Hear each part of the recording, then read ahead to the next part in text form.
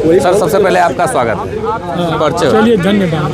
परिचय सर आपका। मैं चंद्रदेव सिंह यादव, समाजवादी विचारक, वक्ता, आज रिटायर्ड पुलिस इंस्पेक्टर। हाँ, आज यहाँ पे नारी पंचदेवरा में गोष्ठी और ये श्रद्धांजलि सभा जो रखी गई है, क्या इसका उद्देश्य क्या है सर? इसका उद्देश्य ये था कि अतीत में जो हमारे गांव के लोगों ने आज़ादी की लड़ाई में अपना सर्वस्व न्यौछावर करके घर द्वार छोड़ करके और जो उन्होंने जीवन अर्पित किया था उनको स्मृत करना।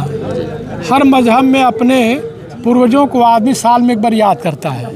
हिंदू पितरपक्ष में करते हैं, मुस्लिम उसमें करते हैं, अपने जा कर के कब्र पर सजदा करते हैं। तो मैं समझता हूँ कि जो समाज को दिया है कुछ भी, वो जो समाज के लिए संघर्ष किया है, लड़ा है, ज्ञान दिया है, वह हमारा देवता है और उन्हें हमें साल में एक बार स्मरण करना चाहिए।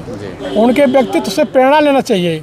और मौजूदा समय में जो विषमता, संविधान के ऊपर जो खतरा है, सामाजिक न्याय के ऊपर जो अवरोध खड़ा किया जा रहा है और सांप्रदायिकता का जो जहर बोया जा रहा है, ये तमाम समस्याओं का खिलाफ जो है वो कलम चलावे, वो डट कर बोले और ऐसे लोगों को मुंहतोड़ जवाब दे।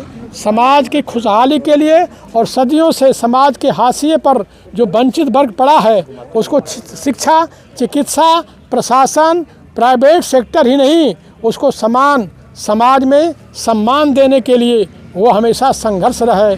जब ये देश प्रबुद्ध कब होगा और यह समृद्ध कब होगा? जब सबका सम्मान होगा, सबको हक मिलेगा, सब मुख्य धारा में आएंगे। तो इसका मेन उद्देश्य था कि उनके कृत्य का वर्णन करके उनके प्रति कृतज्ञता प्रकट करें तथा हमारी मौजूदा पीढ़ी को हम प्रेरित करें कि जो मेरे देश में मेरे समाज के प्रति चुनौतियां खड़ी हैं उसका वो डट करके समझदारी से कानून सम्मत मुकाबला करें। बहुत बहुत धन्यवाद सर। और हमारे साथ हैं किसान नेता रामाश्रय जी। सर सबसे पहले आपका स्वागत है। सर आज आपने जो स्वतंत्रता सेनानियों के याद करने के लिए कहें तो आज श्रद्धांजलि सभा रखा है, क्या कहेंगे इनकी? मैं पहले तो आप नीलम एक्सप्रेस के और आप लोगों को धन्यवाद देता हूँ कि आप इस गांव में जो है, क्रांतिकारी गांव में जो है बात लेने के लिए आया, अपना चैनल में दिखाने के लिए। ये मेरा ये गांव, जैसा कि आपने सुना भाषण में भी और यहाँ लोगों ने बताया कि मेरा गांव क्रांतिकारी गांव रहा है। और ये प्रेरणा पूरे जो है ये ज़िले में तो दिया ही, पूरे प्रदेश में इसने जो है अपना जो है मुख्य धारा से जुड़े रहे, उनको जो है याद करके अपने गांव के नौजवानों में एक प्रेरणा आए कि वो पुनः जो है इस समाज में जो है उस जो है समतामूलक समाज के लिए, सामाजिक न्याय के लिए, सांस्कृतिक गुलामी के लिए लड़े और जो है समतामूलक समाज की, समाजवाद की स्थापना हो सके। आप लोगों ने पहली बार मनाया है श्रद्धांजलि सभा, जो है आपने पहली बार आयोजित किया है, क्या लगा, क्यों ऐसे दिमाग में विचार कहाँ से कैसे आया? ये सर पहली बार ऐसा नहीं हो रहा है। हमारा गांव जो है, आपसे कहा कि क्रांतिकारी गांव रहा है। अभी सीडी यादव जी मेरे सामने खड़े, समाजवादी चिंतक।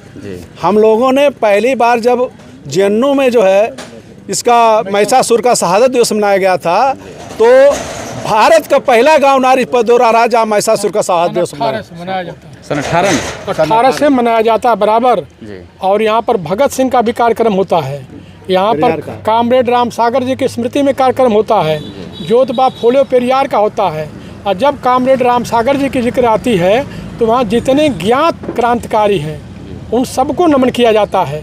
इस कार्यक्रम में हम लोगों ने उसके पहले शोध किया, ऐसे लोग जिनको हम लोग नहीं जानते थे, जिनका कहीं उल्लेख नहीं था, उनको पुराने बुजुर्गों से जानकारी करके हम लोग नए सिरे से समस्त लोकसभा में वो काफ़ी हो हल्ला हुआ था। और उस तत्कालीन शिक्षा मंत्री जो थी स्मृति ईरानी ने जवाब दिया था। जेएनयू में उस वक्त दुर्गा पूजा मनाई गई थी, उसके प्रतिवाद में जो श्रमण संस्कृति के ये 85% आबादी वाले लोग थे, इन लोगों ने महिषासुर को कहते थे कि ये महान नायक था, हमारा पूर्वज था, यहाँ का मूल निवासी था। और यहाँ जो है मनुवादी संस्कृति को, उनके नायकों को जेएनयू जो शिक्षा का प्रांगण है वहाँ स्थापित करने की योजना की जा रही है। आप जानते होंगे कि जेएनयू इस बार भी सारे वामपंथियों ने छात्र संगठन पर कब्जा कर लिया है। वो वामपंथी विचारों का एक विद्यालय, प्रगतिशील विश्वविद्यालय है जिसकी स्थापना नेहरू की कल्पनाओं के अनुसार की गई है। तो वहाँ पर ही किया गया था पहली बार। और प्रतीक रूप से सांस्कृतिक गुलामी से मुक्त के लिए मेरा अभियान है कि जितने हमारे खलनायक घोषित किए गए हैं, चाहे वो बाणासुर हैं, चाहे वो महिषासुर हैं, और चाहे महाराज बलि होख हैं, उनके चरित्रों का पुनर्मूल्यांकन करके तार्किक ढंग से लोगों को दूध का दूध, पानी से अवगत करा जाए। हाँ, बहुत बहुत धन्यवाद सर।